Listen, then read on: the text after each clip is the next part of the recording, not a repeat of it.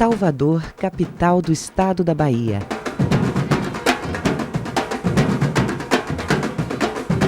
Aqui se fez e faz história e cultura.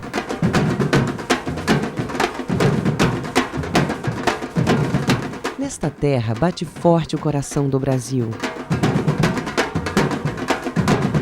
A diversidade de paisagens e ecossistemas desta terra tropical lhe assegura uma natureza exuberante.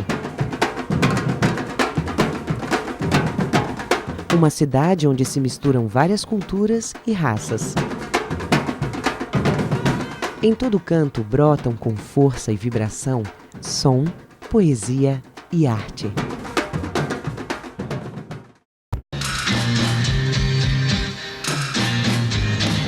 Iremos apresentar em 3 estágios a evolução do pensamento e da prática ambiental na Bahia nesses últimos 36 anos.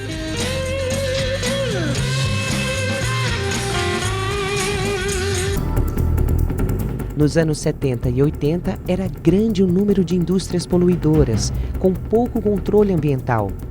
Essa era a regra geral na Bahia e no Brasil.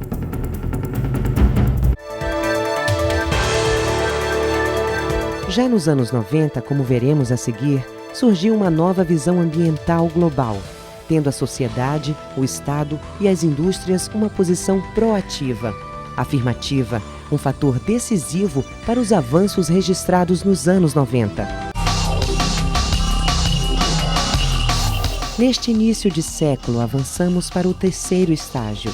Isto significa que importantes segmentos das indústrias aplicam de forma continuada uma estratégia ambiental preventiva e integrada, com o objetivo claro de aumentar sua ecoeficiência e reduzir riscos para o meio ambiente. Uma rota para a produção mais limpa. Nós vamos ao encontro de uma grande crise. Nós estamos nas bordas da crise. Um panorama da evolução do pensamento e da prática ambiental na Bahia. Como se atingir uma situação de mínimo resíduo para poder tornar a nossa permanência no planeta sustentável. Nós queremos construir um mundo que seja preservado ou melhorado para as próximas gerações. Todo mundo quer condições de vida sadias, com boa qualidade. No Dia Mundial do Meio Ambiente, a TVE apresenta o 3º estágio, domingo, 19h.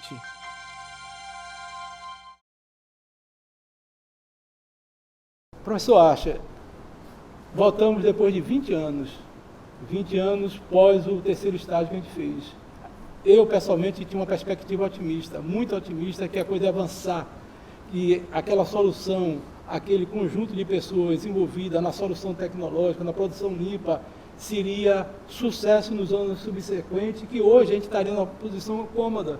Hoje a gente estaria aqui falando de coisas boas, que avançou, que não vivemos esse drama ambiental. A gente não estaria vivendo esse drama ambiental.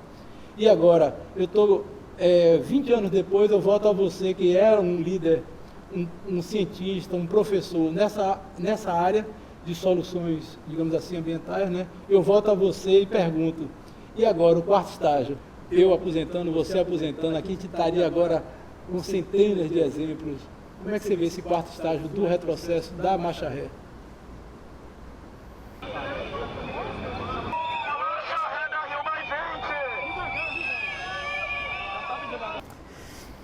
Um minuto. A gente tem uma grande oportunidade, se a gente souber interpretar adequadamente o processo de retrocesso ambiental que apenas a mudança climática nos traz. Então, temos já dados cientificamente comprovados desse processo de retrocesso. O que caberia agora é a gente, enquanto engenheiro na produção, enquanto pai de família, tentar repensar como é que a gente está fazendo, como é que a gente está produzindo e como a gente está consumindo, de forma a poder transportar isso para os nossos filhos e esse repensamento consiga se adunar com a questão, por exemplo, da mudança climática. O 4º estágio é a questão fundamental, o consumo. Exatamente. A questão fundamental é o padrão de consumo que a gente está tendo e querendo ter. Na hora que a China entra no mercado consumidor, aí que surge, se dá conta do nível de atraso que a gente está promovendo em cima do meio ambiente.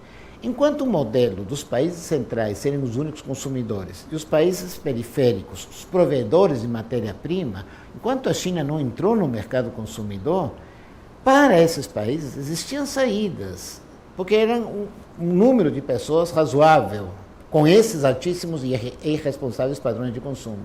Na hora que a realidade do consumo se expande, China e Índia, não tem mais saída, a não ser todo mundo ter que mudar a sua forma de viver e ser. E o desmonte da legislação, o desmonte dos órgãos ambientais, que é um fato que... Quando a gente traz a discussão global para o caráter regional e local, e também no nível mundial, global, o papel regulador do Estado é fundamental. Não espere da indústria que ela se autorregule. E não espere do consumidor que ele se autocontenha.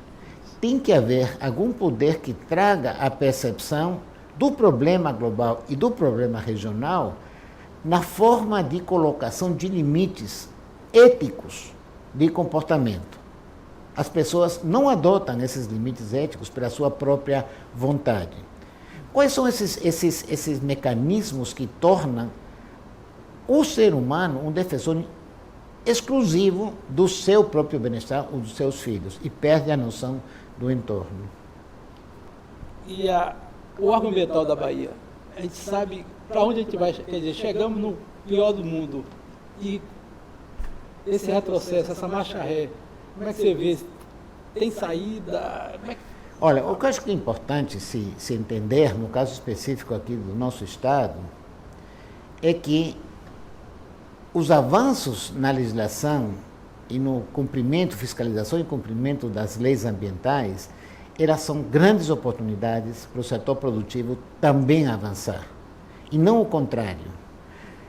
Quando a gente implementa uma legislação ambiental justa, mas implementa ela de uma forma inteligente, pensando não apenas o ponto de descarte, mas o ciclo de vida, e levando em consideração que a pior empresa em termos de poluição é uma empresa falida, que tem que haver tolerância e compreensão de que se deem as condições aos empreendimentos para eles terem vitalidade e traçarem uma rota de desenvolvimento e comportamento ambiental adequada para elas também crescerem. A lógica de ver o problema dentro do processo, eliminando as perdas, eu acho que é uma lógica que tem que ser mais fortemente implementada. Agora a gente vai para um lado, veja só, veja, em 20 anos, interessante isso, né? Se esses conceitos fossem aplicados, aí você vai me dar alguns exemplos, né? Você tem alguns exemplos que foi mudança de rota, e de forma mais sintética, né? Assim, a questão da CETREL, a questão da UFBA, me dá uns exemplos que seriam multiplicados em milhares, exemplos que seriam multiplicados ao longo desses 20 anos, que hoje a gente estaria vivendo num país, num estado, num município, que seria outro. Ele seria muito mais ambientalmente, né, correto, justo, equilibrado. Se esses exemplos, pequenos exemplos, que eram diversos, fossem absorvidos pelas indústrias, pelas universidades, pelas residências, quer dizer, você tem alguns exemplos que mudam radicalmente um conceito, porque teve uma interferência positiva, um acompanhamento positivo, ou uma técnica de uma academia que mostrava o caminho era outro. Então você muda totalmente a forma com que se fazia, né? Então eu sei que você tem vários exemplos, mas me dê 2 ou 3 exemplos, assim, de uma forma bem... que se isso fosse mantido, digamos, essa pegada fosse mantida, hoje a gente estaria em outro mundo. O país não estaria do jeito que está. A Bahia não estaria do jeito que está. Me lembro esses exemplos. Eu me lembro bem que foi da CETREL, teve também de um resíduo, que depois virou matéria-prima, né? E tem a questão da UFBA, de uma forma assim bem... O processo de licenciamento da duplicação do polo petroquímico levou as indústrias a se preocuparem mais não só no atendimento à legislação, mas de buscar processos mais eficientes em si. Naquele momento, não bem nesse momento, mas alguns anos depois, a gente começou a desenvolver aqui na UFBA um programa de pós-graduação voltado para a produção limpa, que no primeiro momento, os primeiros, talvez 6, 8, 10 cursos, 10 versões do curso, atraiu esses profissionais da indústria que levaram a lógica para dentro das suas empresas. E aí surgiram diversos casos. Surgiram casos em que empresas conseguiram reduzir substancialmente o uso de água, teve empresas que, inclusive, em um determinado momento, o gestor ambiental, que tinha sido nosso aluno, me disse: venha ver aqui sábado, eu vou fechar a saída de efluentes da fábrica. Aí eu disse: cara, você está ficando maluco, porque nem eu imagino como você pode fazer isso. Aí ele diz assim: olha, o nosso processo comporta esse fechamento desde que não esteja chovendo. O que eu quero é que o operador, na hora que ele faz um descarte inadequado, ele tenha que romper um lacre para dizer: fracassei, não consegui manter o processo dessa forma. Diversas outras empresas começaram ainda dentro do pensamento que eu chamo de fim de tubo, a identificar formas como esse material descartado poderia ser reincorporado em outros processos, na indústria cimentícia e em outras. A lógica que a CETREU imprimiu quando melhorou a operação do processo, engraçado que isso se deu quando a CETREU foi privatizada, porque quando era do Estado não fazia isso, e a pressão do momento regulatório a levou a pensar que ela não conseguiria sozinha, apenas eficientizando seus processos, resolver o problema, se ela não deslocasse a responsabilidade para os contribuintes com o lançamento dos seus efluentes. Na hora que se leva essa responsabilidade, ela, para perto do processo, o gestor do processo, o operador do processo, não tem como mais levar a responsabilidade para o gestor ambiental. Já é dele a responsabilidade. E aí, a inteligência, a engenharia desses gestores começa a encontrar soluções. Tivemos isso também claramente quando a gente começou a trabalhar com a redução do consumo de água de uma empresa de fertilizantes. Até o momento de que a gente chegou à conclusão de que não poderia se reduzir o consumo de água da empresa, porque aumentaria a contribuição desse nutriente, que era seu produto, num efluente e o levaria a ultrapassar as barreiras, os parâmetros legais. Então, diz: olha, então o problema não é água, o problema é que você está perdendo o produto. Perda de produto é perda financeira e é impacto ambiental.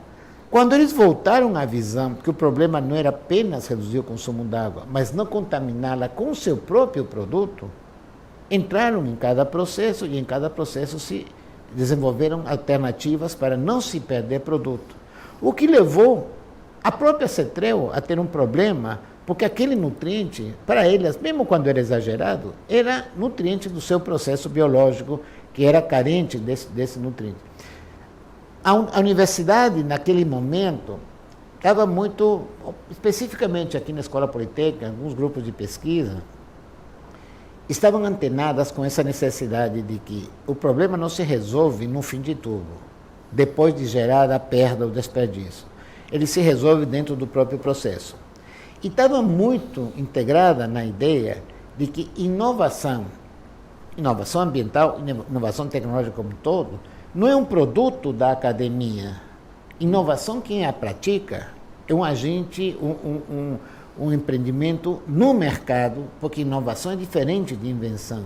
Inovação é uma invenção que traz um resultado social e ambiental aplicado, com empreendimentos e consumidores interessados nessa inovação.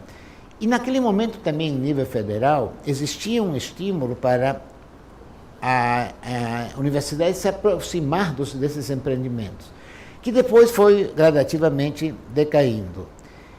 Internamente aqui na Universidade Federal da Bahia, durante muitos anos, se conseguiu ir reduzindo o consumo d'água, e essa redução do consumo d'água foi muito consistente. A gente conseguiu chegar a indicadores de consumo per capita abaixo da metade do que se praticava há 10, 15 anos atrás. Só que esse tipo de ação não depende apenas de um grupo de pesquisa ou da vontade de um pesquisador ou de alguns membros do sistema universitário. Depende de ele ser abraçado de uma forma mais ampla, principalmente com o estímulo da alta administração. Lamentavelmente, nos últimos anos, esse processo cessou e estamos começando a retornar aos níveis, um nível de crescimento que já tinha sido invertido. Mas eu tenho a certeza de que, na hora que esses indicadores começarem a aparecer, uma nova onda de esforço no sentido da universidade se mostrar mais responsável ambientalmente, haverá de surgir. E eu reputo que a universidade tem uma responsabilidade que vai além de qualquer outro tipo de instituição. E que responsabilidade ambiental só se pratica havendo coerência entre o discurso e a prática. Então, é a universidade, na sua prática, na sua vida diária, que tem que consolidar modos de comportamento mais responsáveis para se habilitar a dar aulas sobre sustentabilidade. Um exemplo que houve também aqui numa siderúrgica da região é a de que ela, por um processo de ajustamento de conduta promovido pelo Ministério Público, foi obrigada a apresentar soluções para o arraste de poeira que se depositava numa lagoa de detenção e que extravasava então para a Baía de Todos os Santos, na Baía de Aratu. Nesse processo, a gente disse, mas espera aí, como é que esse material chega? Por que ele chega? Então, chega porque é lançado em diversos pontos, há uma emissão de material particulado do próprio manuseio do minério. Sim, mas por que ele tem que chegar na água? Ah, porque a água chove e carrega, mas por que vocês não varrem o pátio? Foi uma situação meio engraçada, até porque o engenheiro ambiental diz assim, varrer, pensando que a varrição era uma atividade doméstica. Esse, varre, mas varre com varredoras industriais, aqueles tratores gigantescos. E aí o que eu faço com isso? Como que se faz com isso? Checa se o teu produto, o metal que você quer extrair daqui, está ou não presente. Eles foram, checaram, identificaram que nesse material existia uma riqueza, uma concentração maior do principal produto deles do que no próprio minério. Só que para isso tiveram que peletizar o material para poder carregar o forno novamente. Construíram essa unidade e ela se pagou em poucos meses. Havia um momento em que eu acredito que deve continuar, em que as indústrias se voltam para si, para dentro, para conseguir dar uma solução de engenharia dentro do processo, em vez de uma solução de engenharia no fim de tubo. Quando você vai para o interior do processo, são os materiais no seu maior valor agregado que são recuperados. E você tem ganhos ou possibilidade de ganhos financeiros avançados. Quando as empresas se voltam efetivamente para não serem tolerantes com perdas interiores ao processo, os avanços são gigantescos. Agora, lembre que a melhoria do desempenho ambiental da fábrica ainda não é suficiente. É o produto no mercado, o seu uso, que tem que ser alterado para poder ousar falar em sustentabilidade. Eu vou voltar de novo essa questão do quarto estágio, que a gente teve um retrocesso também muito grande na floresta, né? Não é sua área de atuação, a gente teve... Não é minha área, mas... flexibilizou tudo, as unidades de conservação, os licenciamentos, etc., né? A flexibilização da lei ambiental. Isso foi uma ação de governo de Estado muito forte para manter esse cenário de retrocesso, né? Certo. Na área agrícola, agroindustrial, áreas de conservação, um retrocesso muito significativo. Agora, tem alguns paradigmas da produção agrícola que têm que ser superados. É reconhecidamente mais geradora de alimento e de emprego a pequena produção, a produção familiar, a produção agroecológica. Mas isso implica em gerações de condições de sobrevivência desses grupos produtivos que tem que ser muito consistentes para essa proposta poder se expandir. E tem havido iniciativas muito grandes no estado como um todo, né? Tem diversas iniciativas aqui no Baixo Sul, da Bahia, que mostram que essa produção agrícola mais responsável é viável também economicamente. O problema é que o agronegócio, não vou dizer que ainda não acordou, porque já tem algumas iniciativas do agronegócio mais responsáveis, de plantio direto, de cobertura com os próprios resíduos, de aplicação mesmo de venenos mais cuidadosa, mais responsável, que já apontam na linha de uma evolução. Agora, se a gente quiser pensar em uma revolução mais agudizada, no sentido do pequeno negócio com ou sem uso de venenos ou agrotóxicos, tem que se dar um apoio, não só em termos da produção, mas da comercialização, que dê a esses pequenos produtores a capacidade de ter uma vida muito digna, de ter padrões de renda que possam torná-los um exemplo a ser seguido. Um lado foi o Estado, o outro lado foi a indústria, o outro lado é o consumidor, que não está ligando para nada. É um tripé. Né? Então, esse quarto estágio, esse quarto estágio tem um tripé. A gente está muito focado no Estado, que flexibilizou, que deu retrocesso. A gente está muito focado na indústria, que perdeu a pressão de Estado e perdeu a pressão popular por causa dos movimentos.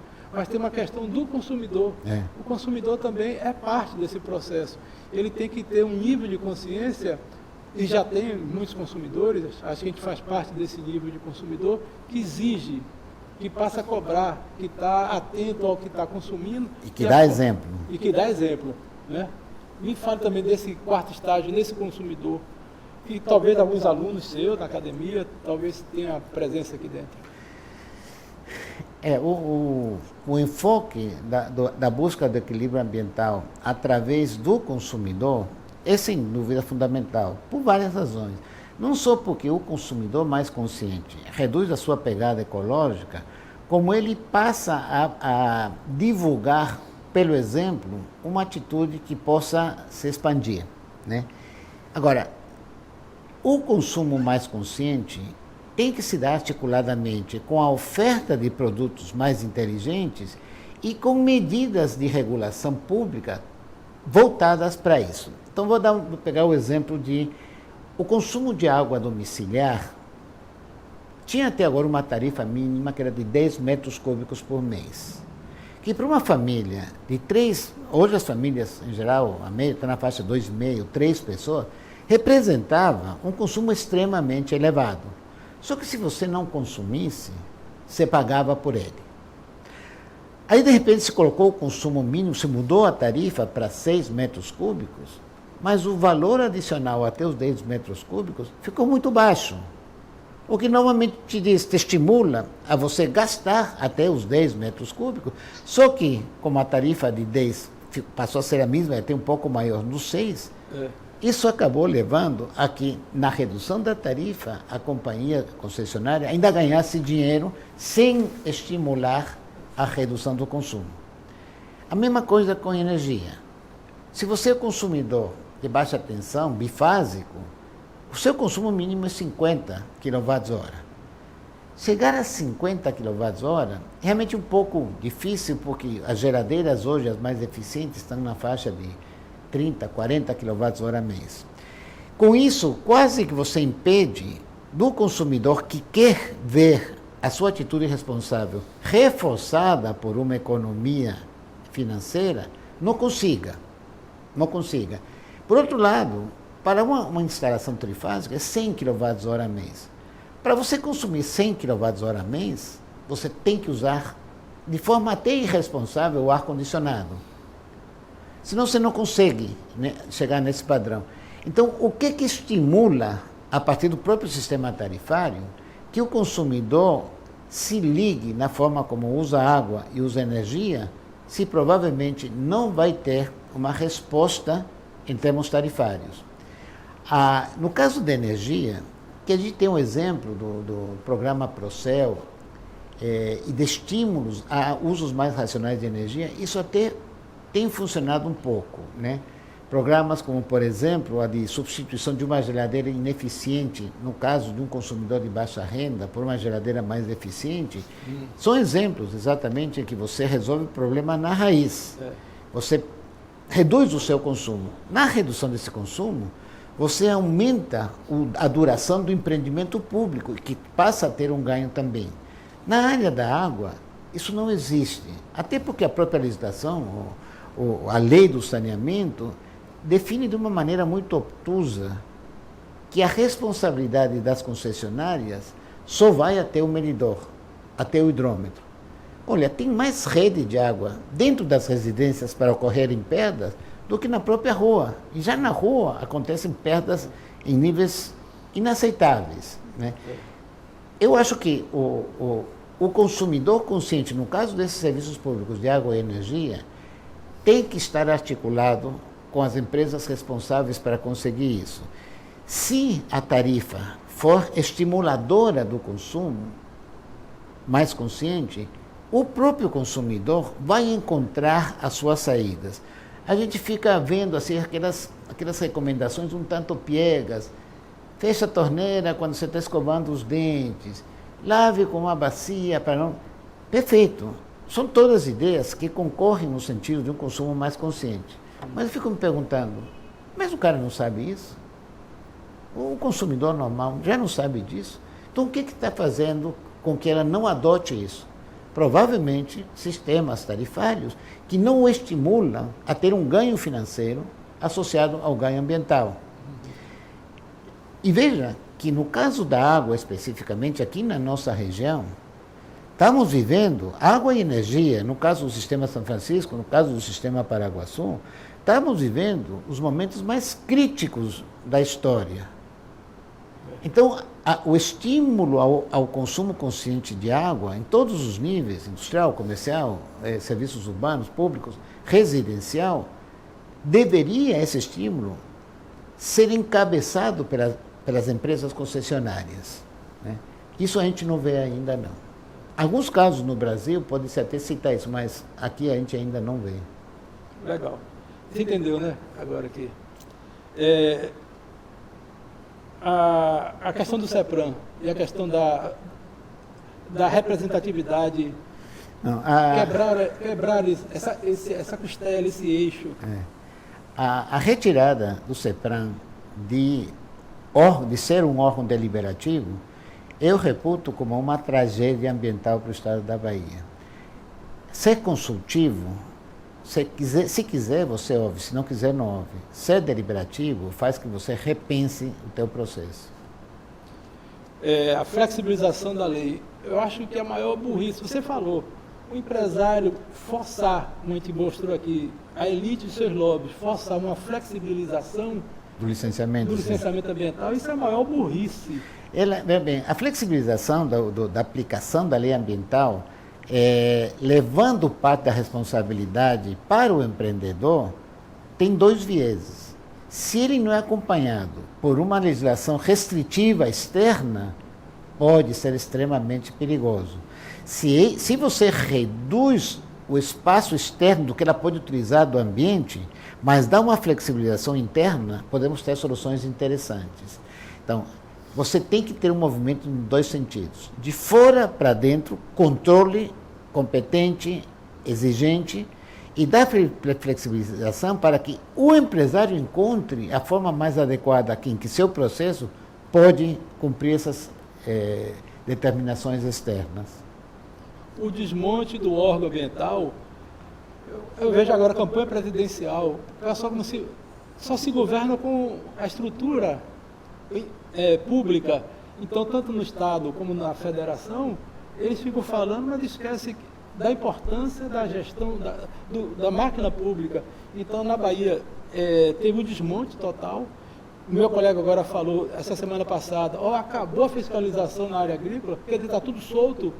Quer dizer, o órgão está sendo desmontado, implodido e sem ação. Isso é terrível para a população, porque vai ter mais poluição, vai ter mais perda de solo, vai ter mais desertificação, vai ter mais doença, menos controle em tudo, no agrotóxico. Quer dizer, no momento que o Estado ou o governo federal é engessado, ou é desmotivado, ou é desmontado, a população vai pagar esse custo.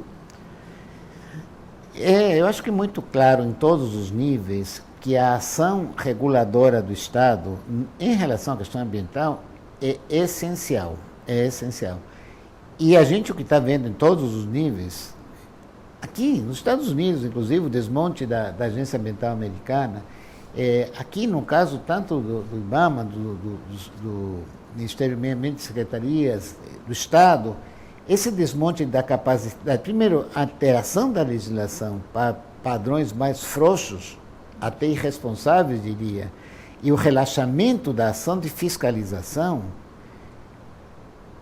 eu diria, sem muito exagerar, é quase que um suicídio a médio prazo. E vai ser, inclusive, causa de problemas imediatos para muitas pessoas que lidam diretamente com esses produtos, né? O rigor na fiscalização é essencial. Mas veja bem, a gente vive um momento que se polarizou a vida pública entre estados completamente liberais, sem qualquer regulação, e os que entendem que tem que haver liberdade de produção econômica, mas a regulação do Estado é muito séria. No caso do meio ambiente, a regulação do Estado, sem dúvida, é essencial. Porque não se espere dos empreendedores um pensamento de décadas ou de gerações, porque a natureza dos negócios não são pensados, não leva a esse tipo de pensamento. O empresário tem que acertar suas contas com o banco no final do mês. Mas a questão ambiental é fazer com que os nossos netos tenham a condição de, sendo empresários, terem condições de acertar as suas contas no final do mês. Eu sempre considerei, como eu sou do órgão ambiental do Estado da Bahia, eu sempre considerei a legislação e a ação estatal como uma consultoria. Eu sempre achei isso, uma consultoria, uma linha de direção. Sim, mas uma consultoria tendo um garrote na outra mão. Quer dizer, você vai negociar. Eu acho que a legislação britânica me parece bastante exemplar nesse sentido. A lei ambiental de 1990, na Inglaterra, passou a exigir que as empresas adotassem a melhor tecnologia disponível para não gerar resíduo. E aí, o órgão ambiental, na época, depois virou a Agência Ambiental Britânica, mas era o órgão de controle da poluição, editou diretrizes para isso ser feito em cada um dos setores econômicos. Depois a Europa adotou esse padrão também em 95. A lógica é essa. O Estado te diz, olha, quero que você use a melhor tecnologia disponível para não gerar resíduo. Aí o empresário chega e diz, e qual a melhor tecnologia disponível? O pessoal editou, no início na Inglaterra eram manuais relativamente pequenos. Se você vai agora para os manuais europeus, são tratalhos de 600, 800 páginas, feita por especialistas, incluindo os especialistas da indústria. Então, por exemplo, você tem um determinado processo de geração de vapor e energia. Aí diz, olha, se você trabalha com esse tipo de tecnologia, você vai ter eficiências maiores. Sim, mas eu não posso fazer isso, não posso trocar minha caldeira de... Não, está certo. Então, vamos trabalhar para que na expansão do teu negócio, você venha a ter essa tecnologia. Mas você tem que fazer isso. Então, o trabalho de consultoria é importante, não porque necessariamente o Estado tem um melhor conhecimento técnico, mas tem um compromisso associado ao conhecimento técnico de um nível, de um patamar, que o gestor do processo, mesmo tendo ele, às vezes se vê inibido de poder aplicar, porque tem que ter resultado financeiro o mais imediatamente possível. Então, há um espaço que é fundamental de ser construído dessa relação. E, de certa maneira, alguns anos atrás, aqui na universidade, no Teclin, a gente fazia um pouco esse papel de levar para dentro, mas não tínhamos de forma alguma um poder regulador. Quando o poder regulador relaxa, aí esse esforço todo se perde. Porque há uma briga dentro da indústria entre as pessoas que têm um compromisso ambiental maior e aquelas que querem aumentar a sua participação nos rendimentos através de uma produção, mesmo que ela não seja a mais responsável possível. Esse embate se dá dentro, em função das características de uma outra pessoa. Quando você relaxa a questão ambiental, esse parceiro seu, mais responsável ambientalmente dentro da indústria, perde poder. E aí as coisas relaxam. Eu estou vendo, né, com essa questão do retrocesso, né, que a Bahia vai ficando cada vez mais um estado pobre, um estado poluído, pobre em seus recursos naturais, poluído porque está tendo a negligência geral, inclusive com a indústria e com o agrotóxico, né? Isso vai afetar e já afeta a saúde de todos, a saúde humana e a saúde ambiental. Quer dizer, nós não estamos tendo uma evolução efetiva na qualidade geral do Estado, porque o Estado deu uma marcha ré, flexibilizou, atendeu a um pedido de um segmento da indústria, que é um segmento que não tem uma visão, digamos, responsável, da mineração, ética, né? de tudo. A Bahia está sendo vendida para mineração. Isso vai provocar mais e mais problemas. Tudo bem, faz mineração, mas cadê as leis, cadê os controles rígidos, né? Por que não chama a tecnologia melhor, um parceiro melhor para fazer esses eventos? Então a Bahia é visível para mim, que eu sou da área ambiental. Seus rios, seus solos, a saúde, a poluição genérica, né? É uma coisa assim muito acentuada em termos de Estado, naturalmente de Brasil e de mundo, né? A África está sofrendo, a Europa, hoje eu postei no Ecolink, né? Uma indústria de remédio na França tem 3 torres. Uma ela controla, para dar satisfação ao Estado. Nas outras 2 ela estava lançando poluentes, vários químicos, acima de 7.000 do que é permitido. Imagine. 7.000 vezes. 7.000 vezes acima do índice permitido. Na França, né? Na França saiu agora uma crise no ano passado, veneno no vinho, flexibilizando. As coisas estão flexibilizando e nesse nível a população fica doente, o meio ambiente vai embora, degradado, né? Então isso a gente está vendo aqui da Bahia também, eu vejo isso. De fato, essa flexibilização leva a padrões mais irresponsáveis de comportamento. A grande questão toda é como conseguir casar processos mais rígidos, não rígidos, mais rigorosos de comportamento ambiental com ações que permitam, de forma flexível, que a melhor solução seja encontrada. Mas a melhor solução para quê? Para atender um padrão rigoroso, cada vez de menor lançamento de componentes, principalmente tóxicos no ambiente, porque se você conseguir casar esse rigor na definição do que vai para o ambiente ou do que entra em termos de recursos naturais, porque eu poderia também exigir mais eficiência energética. Legalmente não se faz isso. Mais eficiência no consumo d'água. Esses padrões rigorosos, mas com mecanismos que façam com que quem conhece o processo, que é o operador do processo, o seu desenvolvedor, encontre os caminhos capazes de atingir. Porque se ele encontrar, veja bem, você pode ser mais rigoroso ainda. Porque o mecanismo de dar resposta a um desafio desses começou a rodar dentro da própria indústria. Quando a gente fala, por exemplo, de floresta, claro que a preservação, as áreas de preservação, os parques nacionais, são fundamentais. Mas qual é o grande inimigo dessas áreas? É o avanço da economia em torno deles. E esse avanço se dá pelo agronegócio e se dá também para o pequeno produtor. Como é que a gente consegue, de fato, preservar áreas grandes? Reduzindo a necessidade econômica de invadir novas áreas para ter uma rentabilidade cada vez maior que é necessária. E aí, então, a lógica da produção agrícola é que tem que ser muito melhorada para que possa se ter algum sucesso na contenção das fronteiras desse avanço. Não se resolve apenas limitando a área de preservação, porque aí você não vai conseguir ter fiscalização suficiente para isso. Ou aí você vai tentar resolver a partir de uma ação de polícia, que nunca é a solução final para qualquer situação. Ou o entorno, a produção agrícola, consegue lucratividade com menor necessidade de avançar em cima de áreas de preservação ou de outros ecossistemas, ou a gente não consegue uma solução para isso.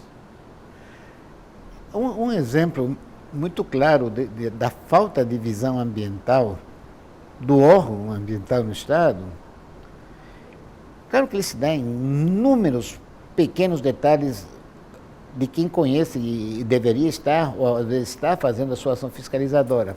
Mas se você quiser pegar um exemplo, procure, através do Sistema de Informações Ambientais, o SEIA, qual é a ação do governo do Estado com relação à mudança climática. Não existe. Olha, a mudança climática se dá em 2 níveis. A da mitigação, não aumentar o problema, e a da adaptação. Ele já está instalado, já está se pagando o preço disso. Já tem essas ondas de calor, já tem as inundações, já tem as secas, a queda do nível da água. Como a gente se adapta a isso que já é uma realidade? Nenhuma nem outra. Você entra no site, inclusive porque eu tenho tentado ver se há alguma evolução em relação a isso, entra e o que tem é um parágrafo dizendo da burocracia do Fórum Baiano de Mudança Climática. Aí você diz, não, tudo bem, essa capa de entrada. Aí embaixo tem um lembrete que diz assim, leia mais. Aí você, opa, leia mais.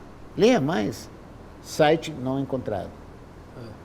Qual é a atitude que o governo tem com relação a gente adaptar a essa nova realidade que está implantada?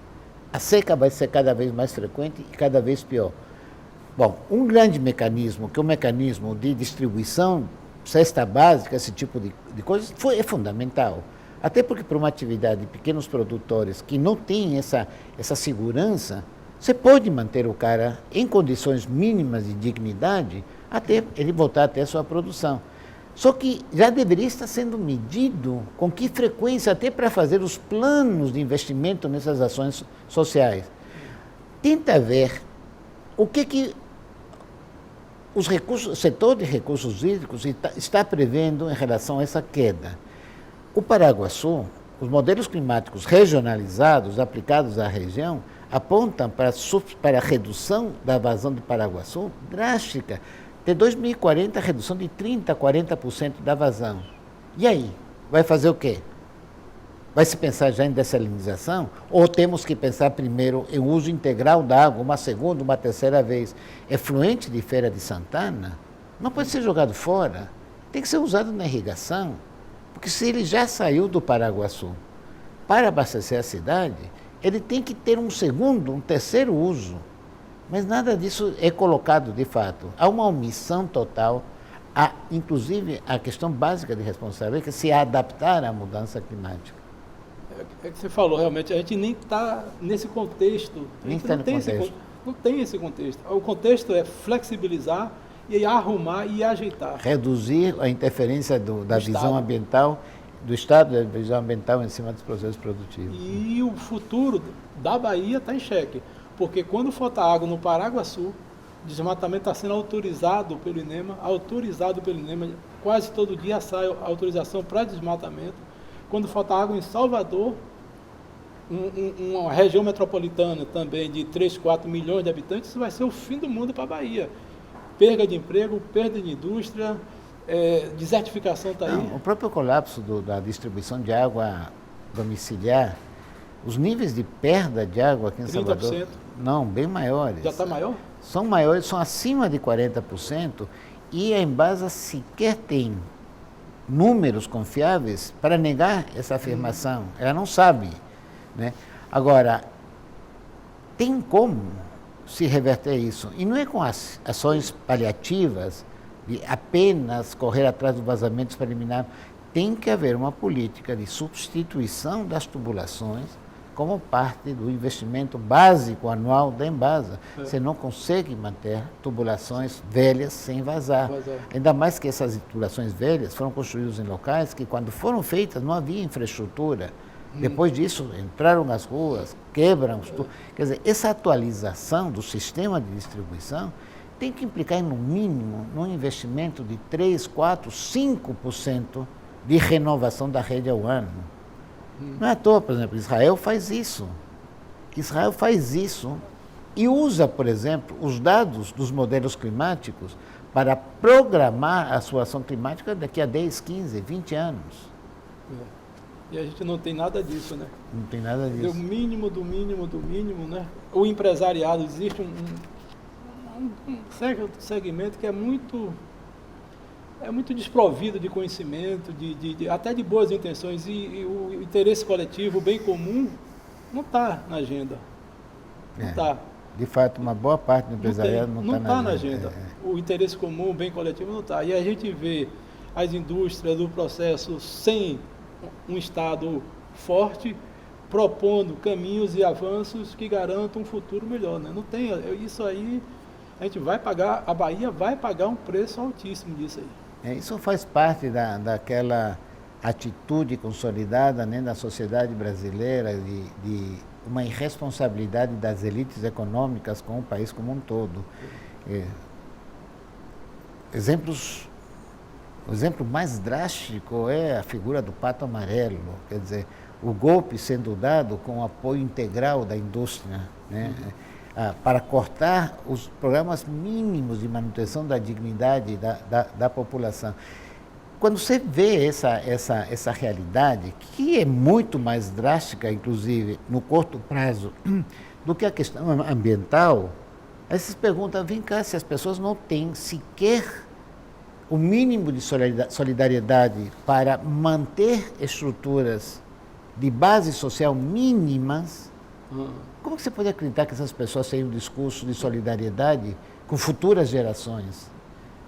Será que eles pensam, não, futuras gerações não vão me preocupar? Ó, meus filhos, meus netos já estão garantidos aqui. Miami. Será que vão pegar? Sim, aí eles vão para Miami. Mas Miami vai pagar também o preço. Claro que vai ser muito menor do que o preço aqui. E o que de fato tem acontecido, muitos grandes empresários brasileiros não residem mais aqui e ainda tem aquela atitude meio descarada de dizer, não, o país não oferece segurança. Não oferece segurança por quê, cara pálida?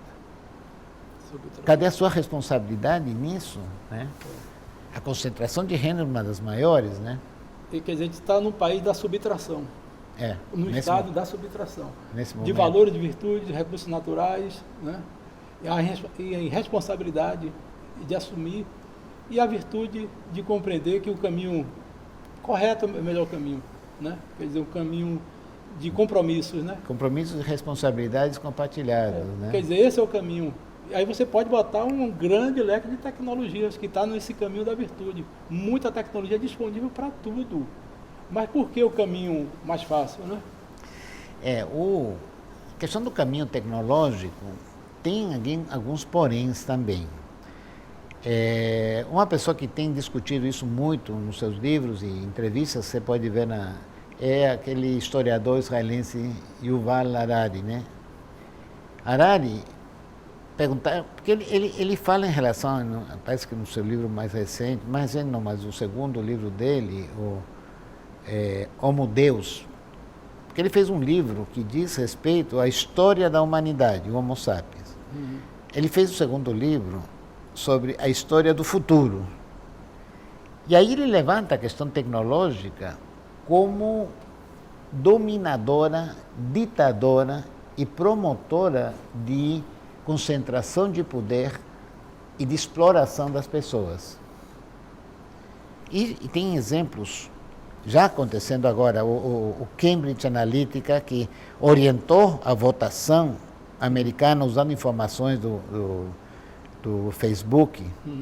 Ele diz, olha, a tecnologia em si vai ser boa, evidentemente tem exemplos excelentes, né, na área da hospitalar, na área do conforto, né, algumas áreas da segurança, quer dizer, segurança automotiva, quer dizer, há reduções permanentes de acidentes de trânsito, são questões que cabe questionar. Mas aí perguntaram para ele, essa lógica da ditadura da tecnologia no futuro, você acha que ela é pior ou melhor ou menos importante do que a mudança climática?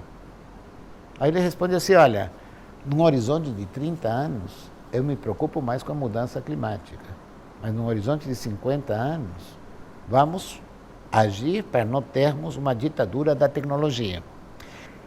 Veja bem, esse mundo tecnológico é um mundo extremamente concentrador de renda. Quem se dá bem dentro dele, porque investe em educação tecnológica para isso, sem investir em educação humanística, mas investindo em educação tecnológica, se dá bem, adquire poder enquanto trabalhador e não apenas enquanto dono da empresa. Quer dizer, a Apple passou do primeiro trilhão, né? Primeiro caso na história. Essa concentração de poder faz com que quem não tenha essa habilidade, seja porque não se deu a ele a condição, ou porque simplesmente não é a habilidade dele. Por que todo mundo tem que ter habilidade de programação? Porque a gente tem baixíssima habilidade em matemática. Esse é um problema seguramente grave que nos coloca fora da concorrência, com a Índia, com a China, com qualquer outro, com o Chile, com qualquer outro país. Mas por que no mundo do futuro só vai ter condições de vida adequada quem tem essa habilidade? Em Portland, por exemplo, no Oregon, nos Estados Unidos, que também é considerado uma cidade mais avançada em termos de qualidade de vida, se exigiu que o frentista que bota a gasolina permanecesse, se trabalhou contra a automação da distribuição de gasolina por uma questão de emprego e renda. Aí se diz, bom, e a gente vai precisar subempregos serem necessários, não, mas a gente vai precisar que todas as pessoas, independente da sua qualificação e da sua habilidade, tenham vida digna. E quando você começa a eliminar determinadas atividades, a própria atividade artística, por trabalhos de programação, coding, que você diz em inglês, você está restringindo o acesso à riqueza e ao bem-estar a um determinado perfil de pessoas. Isso eu acho que é o que apavora Harari em termos do meio e longo prazo. Casa isso com a questão ambiental.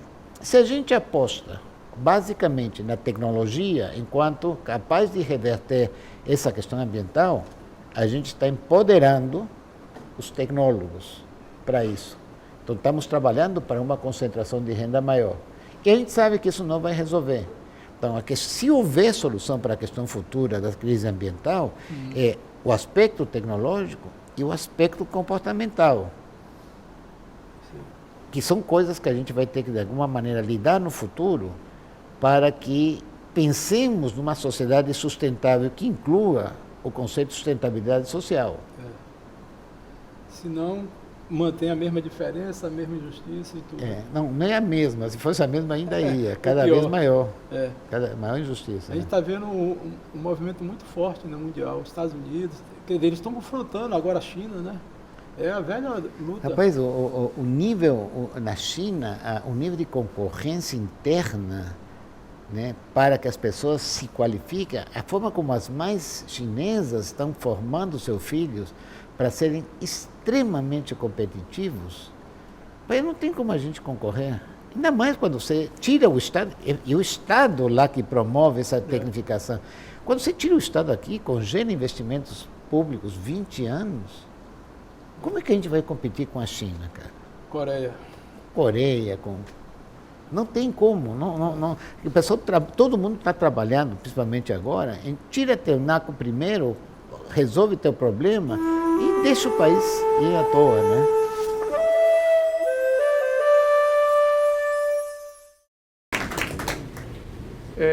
O Germen é uma entidade que tem 36 anos.